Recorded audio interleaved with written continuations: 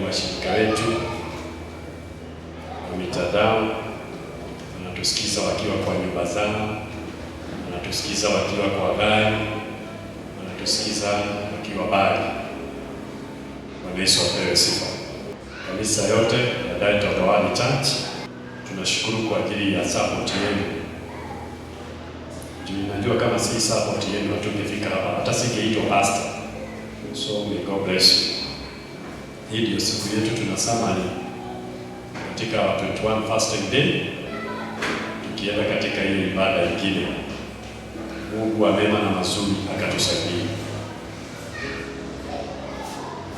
So nashukuru kwa sababu kuanzia tarehe 1 mwezi wa August tulianza our fasting.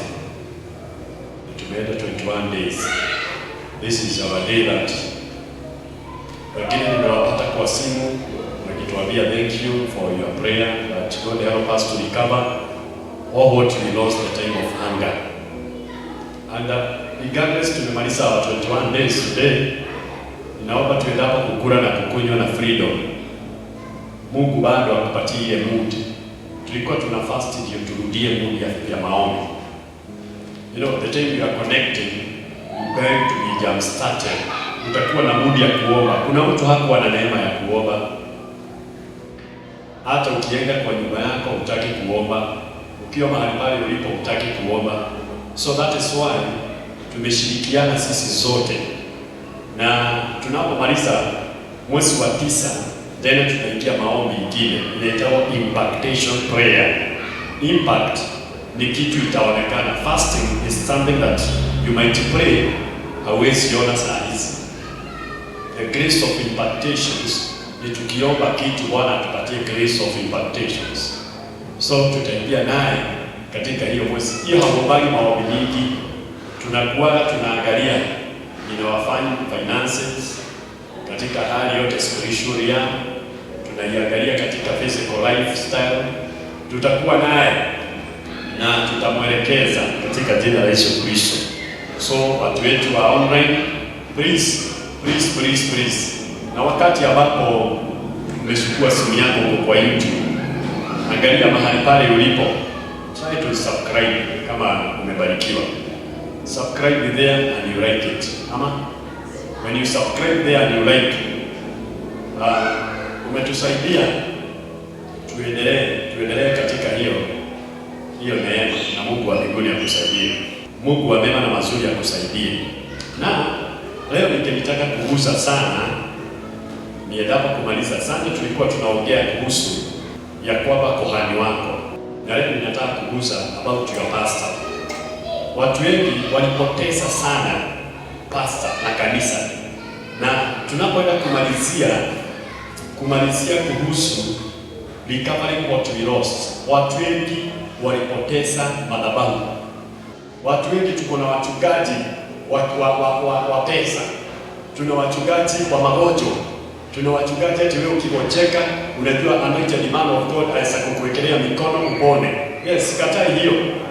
Ati wewe ukiwa kuna pastor ambaye anakuwa na grace. Hiyo ni grace. We are not talking about the grace.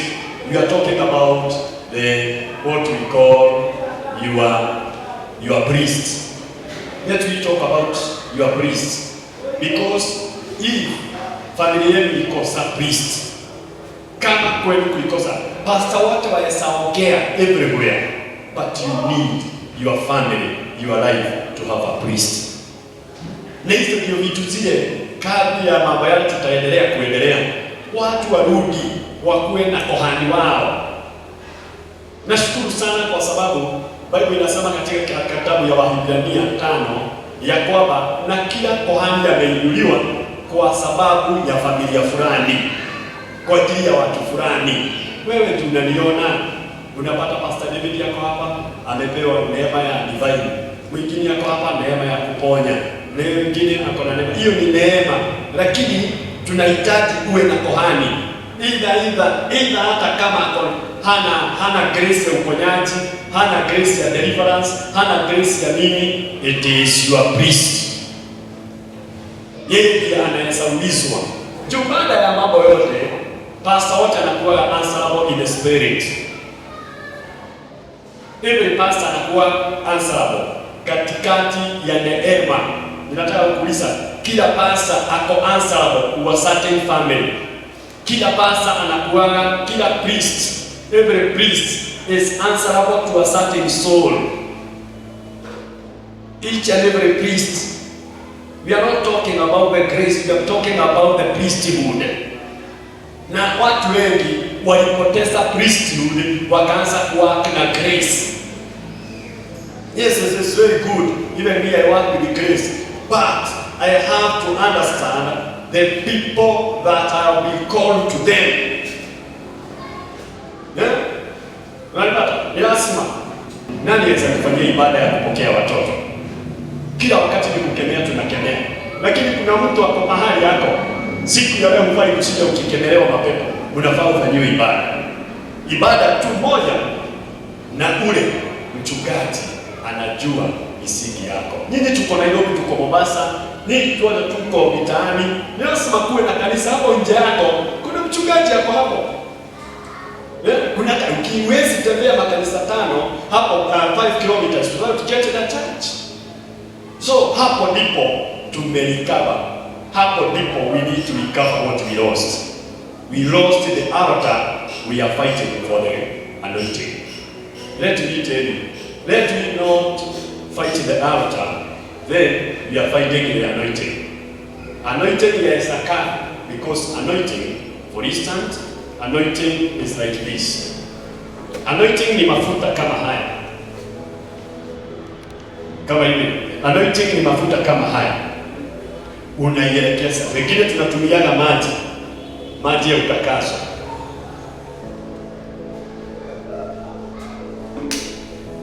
Na wale wengine tutatumia hizi zote, litabariki kanisa ya utakaso. Nikikufungulia nyumba, litafungua. Na sibotumagi hivyo. Nakuuliza, wewe mahali pale ulipo, you are fighting for anointing. This has expired in time. Tunaitaga the grace of cosmetologists. Grace of cosmetologists. Another word for cosmetics. Cosmetics ni mafuta. So ni vizuri hiyo grace uko naye, hata kama utaifanya in cosmetologist. Please, I beg you, let people to understand the altar. Be a priest. Na ndipo unaona Bible ina kitabu inaitwa Leviticus. Leviticus unapata wana wa Israeli kabila zote 12. Mungu alikomboa watu wanaitwa priest. Priest ni wafanyie ibada. Bible inasema ndio kupatanisha Mungu. Hii anointing hawezi kukupatanisha na Mungu. Nikikufanyia deliverance sitakufanya upatane na Mungu.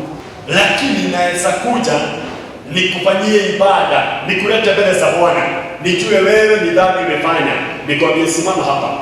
Sema, Bwana Yesu, nimekuja mbele yako, unisamehe dhambi na makosa. Nimetambua dhambi zile nimefanya, ni zangu na ni mimi nimejifanya. Naomba unisamehe. Kutoka hapo nitumie Waebrania 5. Niseme, Mungu umeniteua katikati ya hawa watu ili niwapatanishe na wewe. So saa hizi naomba upatana wako na mimi. So kutoka hapo utajipata ya kwamba haujaanguka, watu hawajajua weakness yako, watu hawajajua nini umefanya. Umekiri dhambi, nikakupatanisha na Bwana. Kutoka hapo, why? Because the altar is alive. Moses, wana wa Israeli hawakutolewa na upako, walitolewa na ibada. Kuna mambo ni ibada utafanyiwa ili utoke mahali ulipo. Kuna mambo unahitaji ujue. Si umwagilie mafuta, si fanye deliverance, utafanywa ibada. Ibada na ibada, si ibada uchinje kuku, ibada mkuja na family. Tunafanyaga ibada ya harusi. Hata bwana mabibi akivuja hizo agano, unasikia hata akiondoka hanaga amani, juu alifanyiwa ibada. Unapata mtu amekuja, tumefungua nyumba, ibada ya kufungua nyumba. Unapata hiyo nyumba, hata ukijaribu kuleta ujangili ama ukora, unaopara agano ile iliambiwa hapa, unasikia ya ibada ya dedications. Kabla watoto wa roho wanawaambia mambo mengi. Luka 2 inasema na watoto watakayezaliwa wapelekwe mbele za Bwana. Si wafanye deliverance, just only to do this. Wafanyie ibada, the mass of the children. Hapo ndio tulipotea. Tukatupa ibada, tukaanza kuenda katika ukombozi. Ukombozi kama hujajua, ukombozi sijaipinga. Ukombozi ni kama kwenda theater, operation. When you go to operation, you must be diagnosed. Let's where a kwenda major operation and minor operation. Before we go to the major, can you be able to maintain that tumor? Can you be able? Because not all the diseases that you can go to the operation. There is some that you can take medicine. There is kuna mambo si lazima tuende tuchinde tutoe. Kuna mambo waweza wafuasi wangu, fellowship yangu ikuje. Petro alitoka ndani juu ya ibada ya maombi. Walishirikiana wakataja jina lao. Na kutoka mahali pale, everything was settled. Please let me recover what we lost in the line of spiritual line, in the priesthood. Na wakati ule tutarecover hiyo. I promise you, kanisa haitakuwa, family zetu hazitakuwa. Bwana Yesu apewe sifa.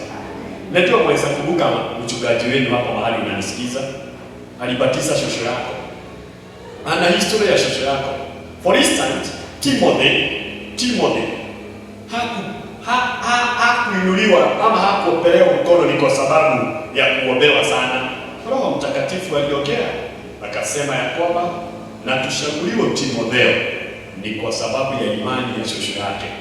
Kwa ibada ile shosho yake Eunice alikuwa anafanya ilisababisha familia yao ikue. The tithing that you give genuine, the offering that you give, what you dedicate before God.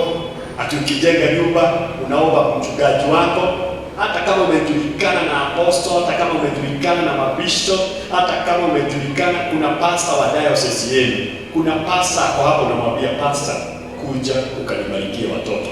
Hii gari sitaiendesha, inenee baraka, haitakuwa barabarani.